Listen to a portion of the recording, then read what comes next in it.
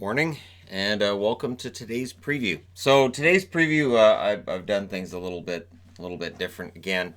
The site that I normally use for the stats part of things when I do last 5 and last 10 games, daily face-off, I found it wasn't up to date this morning. So I was writing down stats, and I'm like, those goaltending stats don't work according to their record over the last 5 games. So I can't use these stats because they're not 100% accurate. So I was going through the NHL site, anyways, which means getting totals for the year rather than 5 or 10 games. So I did something a little bit different with that. All right, let's go ahead and start off with the Calgary Flames and against the Montreal Canadiens. This starts at 4 o'clock Pacific, 7 o'clock Eastern, as all four of these games do. And then the fifth game starts at 5 o'clock my time, which is 8 o'clock Eastern. So we'll be done relatively early tonight, but it means that all the games are on at the same time. So I'll follow as much as I can. The Flames 25, 17, and 5 overall over their last 10. They're 7 and 3. They've won 5 in a row. Now, they go into Montreal against a team that did win their last game, but it's been a long slog for them. Now, 19, 20, and 7 is the record for the Montreal Canadiens over their last 10. They're 2, 7, and 1. They did win their last game. That was over Ottawa in overtime, but they still got it done. And we'll see whether or not they can continue that tonight. Riddick and Price should be starting tonight. So if the goalie's name is in red, it means they're listed as likely. Probably, in all likelihood, yes, but not confirmed yet by the team.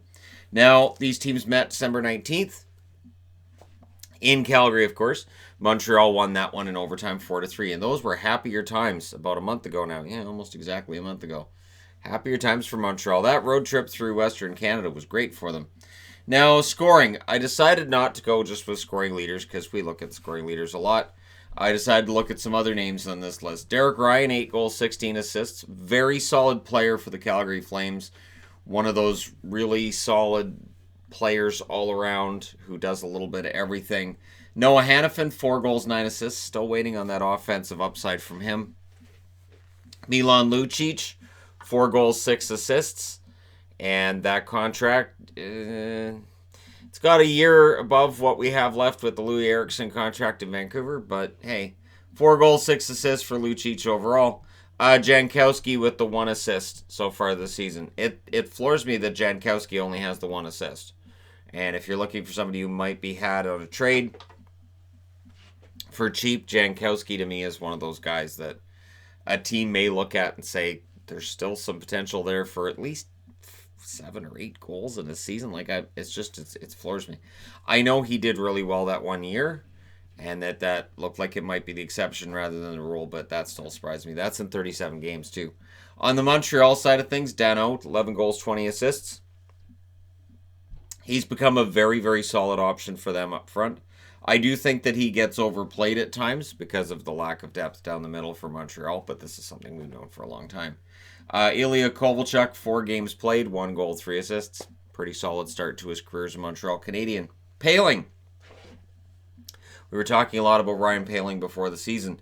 The fact he doesn't have a point in 19 games, and I know he's been dangerous, he's been close, he's had his opportunities, it'll start to happen, but that's still just a shocking amount of games played with no points. And Cale Fleury with 1 goal.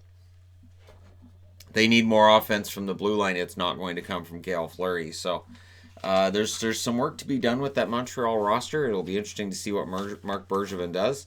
Because there's this guy, Ray Shero, that's out of a job. I could see Montreal making a move there. That's one spot where I could see Shero ending up. Because I don't think that he stays out of work for very long. All right, next up. We begin the Battle of New York today. So the Islanders in against the Rangers. The Islanders 27, 12, and 4 overall. Over their last 10, they're 4, 4, and 2. Their last game was an overtime loss. The Rangers side of things, they're 21, 19, and 4. Over their last 10, they're 5 and 5. They lost their last game. On the upside, they're better at home than they are on the road. So this should be a very interesting contest. Varlamov is starting for the Islanders. And Georgiev is starting for the Rangers as that 3-goalie rotation is actually a thing. And we'll see how long it's a thing. Because, again, it's not something that normally works out very well. January 16th, these teams will meet again in New York. See how that works? They're both New York Islanders in New York. No, the Isles will be at home in their next meeting, which is 3 days from now. Now, scoring. Eberle stands out to me as a guy who's got 4 goals and 14 assists for the Islanders. I know he hasn't played the full season. I know it's not the full 45 games that he's played or 43 games that he's played, but still it stands out that he's only got 4 goals. Boychuk, 2 goals, 8 assists. Kind of stands out for his offense that was there. It's not what it used to be. Komarov with 0 goals and 7 assists. He, of course, had a goal last week that was taken away. At some point, he'll get a goal that's not taken away. Dobson, 16 games played and 3 assists. With Pellick out, I would look for Dobson's numbers to start going up, because he has to get more ice time. He just has to. On the Rangers side of things, Fox, 5 goals, 19 assists. The rookie nobody's talking about, who's having a pretty good year. Kakko, 7 goals, 9 assists. One of those rookies that people are already like, all right, so I guess he's a bust then. Let's move along. Yeah, he's on pace for about 30 points. It's not the end of the world. It's not like he's got no points. So, there's something there. And I think Kakko is going to benefit from what he's gone through this year. I do. I think that sometimes rookies having a year like this, it can benefit them. Tyler Seguin had a similar year in Boston where there were conversations about he should be moved up, he should be dropped down. Why is he playing if they're not going to play him? Why is he up with the Bruins roster? And then he was fine. Brendan Lemieux, 5 goals, 8 assists. All this talk about Matthew Tkachuk being the most hated player in the NHL over the last couple of days, I think it makes him cry and shed a tear every now and then. Because Lemieux's working on being the most hated player in the NHL, and if you don't think that he should at least be in the conversation, you don't see him very often. I like Brendan Lemieux. I mean, he's got that whole rat quality, and yet I think he could be a useful player. Brendan Smith, 3 goals, 3 assists, playing a little bit of blue line, a little bit of forward. He does a little bit of everything. I understand he's overpaid, but he doesn't complain about the fact that he is assigned to basically every job. So, yeah. Next up, even janitorial. Boston, Philly. Wait, what? Yeah, no. You have to clean up the locker room. We agreed for your money. Boston's 27-8-11 now over their last 10. They're 6-1-3. They've won 3 in a row. Philadelphia 23-16-6 over their last 10. They're 4-5-1. They lost their last game. Philadelphia's kind of a mixed bag right now. And they're sitting outside a playoff spot, so they should be a little bit more hungry today. Now, in terms of goalies for tonight's game, Carter Hart's been confirmed for Philadelphia. Jaro Halak has been listed as likely for the Boston Bruins. November 10th, these teams met in Boston. Philadelphia won that one in a shootout, 3-2. Their next and final meeting will also be in Philadelphia. That's on March 10th. So, Boston, overtime and shootout losses are kind of a standard thing with them.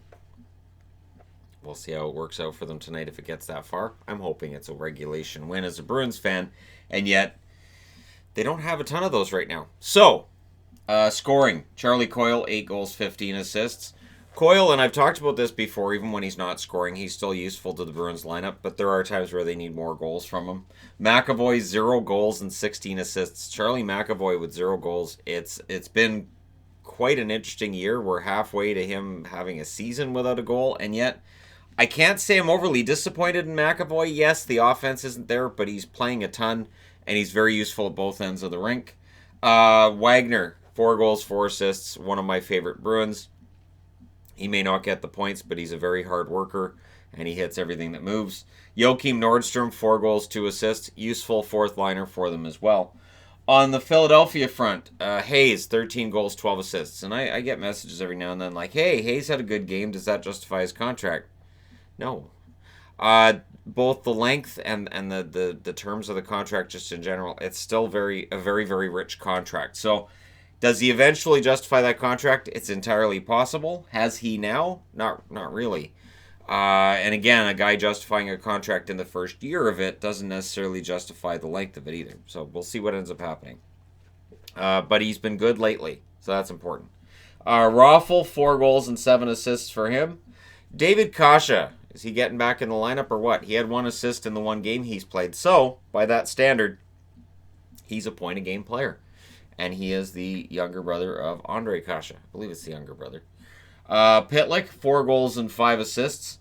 I like Tyler Pitlick. I think he was a good depth player basically anywhere he's played, and he's doing that again for Philadelphia. Again, much like Wagner, it's never about the points with him.